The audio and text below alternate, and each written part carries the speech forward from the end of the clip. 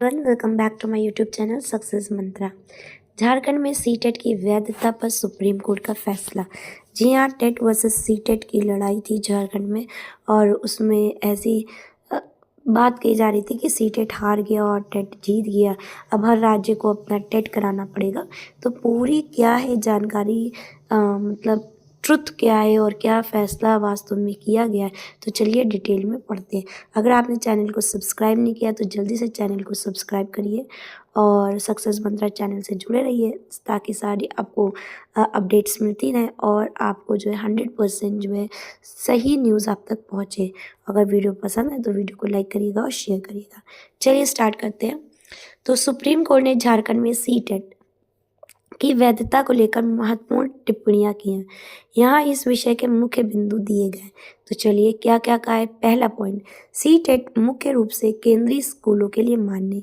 तो ये आपको मालूम है, बताया भी था मैंने अपनी जो इससे पहले वीडियो बनाई थी कि जो सीटेट है वो जो है केवीएस, एनवीएस और अन्य केंद्रीय सरकारी स्कूलों में शिक्षकों की पात्रता निर्धारित करने के लिए किया जाता है।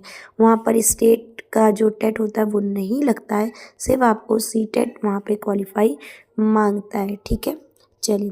ये स्वतः राज्य सरकार के स्कूलों में मान्य नहीं होता है जब तक कि राज्य सरकार इसे स्पष्ट रूप से मान्यता न दे।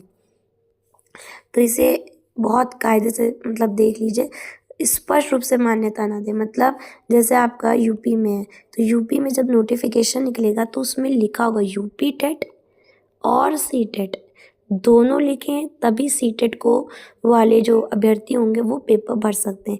अगर वहाँ पे इन केस सिर्फ लिखा है कि यूपी टेट, कि यूपी टेट पास होना ही एक जो है क्राइटेरिया है एलिजिबिलिटी का, तो फिर वहाँ पे सी टेट मान्य नहीं होगा।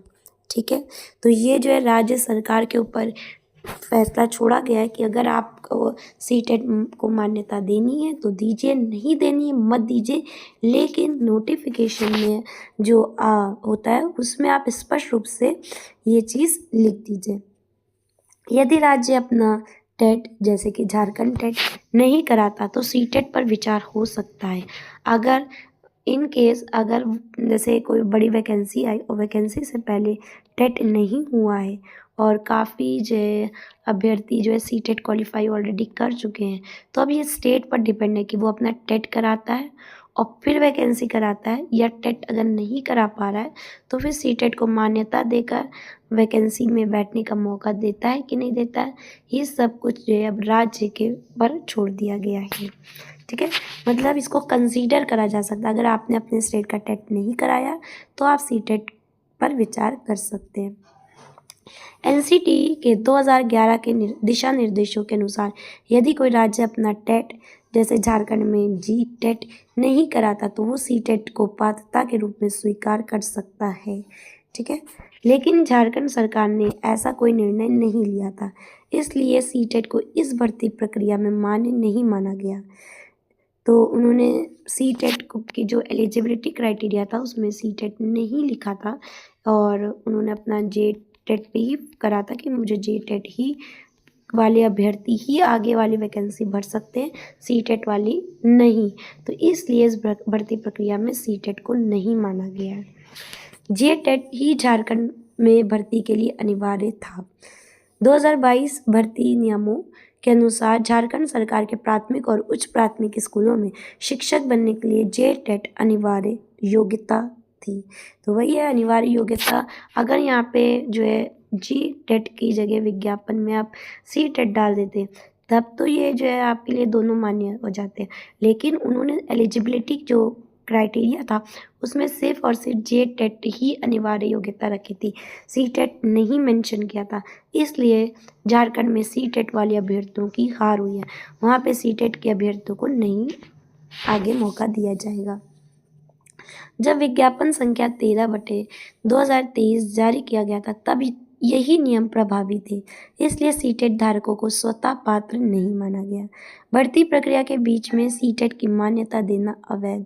और अगर आप जैसे नहीं पूरी प्रक्रिया आपकी चल रही है और उसमें फॉर्म वॉर्म सब भर गए, अब बच्चों ने भी भर दिया, आप कह रहे हैं कि सीटेट वालों को मान्य करा जाए, तो कोई भी प्रक्रिया के बीच में सीटेट की मान्यता वो नहीं दे सकता, वो अवैध माना गया है। ठीक है, ये फैसला आया है। झारखंड हाईकोर्ट ने झारखंड के निवासी सीटेट पास उम्मीदवारों को भर्ती प्रक्रिया में शामिल होने की अनुमति दी थी, लेकिन सुप्रीम कोर्ट ने इस फैसले को रद्द कर दिया। तो झारखंड हाईकोर्ट से सीटेट जो पास उम्मीदवार थे उनकी जो है उनको अनुमति मिल गई थी प्रक्रिया में शामिल होने के लिए। तो फिर झारखंड के जो था तो वो लोग चले गए सुप्रीम कोर्ट, और सुप्रीम कोर्ट ने फैसला जो है इस फैसले को रद्द कर दिया है। कहा है कि बीच प्रक्रिया में सीटेट, यहाँ पे लिखा हुआ है बीच प्रक्रिया में सीटेट को मान्यता देना अवैध, और जो नोटिफिकेशन निकला था उसमें उन्होंने सिर्फ झारखंड टेट को एलिजिबिलिटी क्राइटेरिया लिखा हुआ था, इसलिए सीटेट को मान्यता नहीं दी गई है। ठीक है, और ये फैसला पूर्णतः राज्य पर निर्भर करता है कि वो अपने वैकेंसी से पहले टेट कराता है और सिर्फ टेट को ही मान्यता देता है, मतलब एलिजिबिलिटी में रखता है, या फिर वो सीटेट को भी के अभ्यर्थियों को भी बैठने का मौका देता है।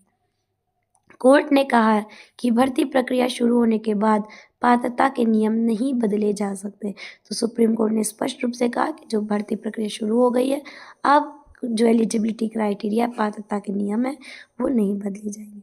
झारखंड में सीटेट की वैधता पर अंतिम निष्कर्ष। तो क्या निष्कर्ष निकला हुआ है, लास्ट में कुछ पॉइंट मैं आपको बता दें। सीटेट झारखंड में सरकारी शिक्षकों की भर्ती के लिए मान्य नहीं है जब तक कि राज्य सरकार इसे आधिकारिक रूप से मान्यता न दे।